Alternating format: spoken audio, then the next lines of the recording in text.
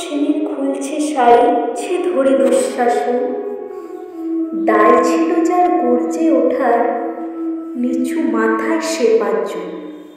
দুর্যোধনের নগ্ন উরু, ইঙ্গিতে তার ধর্ষকাম। হস্তিনাপুর দেখছে বসে, ধ্বস্ত হতে তার সুনাম। অন্ধরাজা সিংহাসনে, আর তো চেঁচান বৌমাতার। নিজের দলের নির্যাতনে সব রাজা হন নির্বিকার। কর্ণ বসে হাসছে হাহা, রাজার দলের লোক তো সে। শর্তবিহীন সমর্থনে তাবৎ আরাম সুখ বসে। ভীষ্ম দ্রোণ কৃপ নীরব, সরকারি লোক হাজার হোক। রাজার কথায় তোমার কথা, তুমি যখন রাজার লোক। খড় শকুনি দেখছে সব, বস্তুত সে ধ্বংস চায়। ঘরের মাটি লাল হয়ে যা, দেশ বিভাগের যন্ত্রণায়। সুশীল সভায় ঘটছে যখন রাজ অপরাধ জঘন্য, ঠিক তখনই তার বিরুদ্ধে চেঁচিয়ে ওঠেন বিকর্ণ। বিকর্ণ নন কেউ কেটালে, 100 ভাইয়ের একজনা।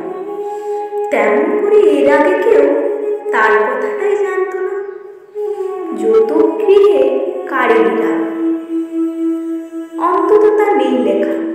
ভীমকে যখন বিষ খাওয়ালো, তখন তার নেই দেখা। কিন্তু যখন প্রকাশ্যেতেই কাটছে নারীর আব্রুকেও, স্তব্ধ জিভের চুপ সাগরে বিকর্ণ হন এক লাঠে।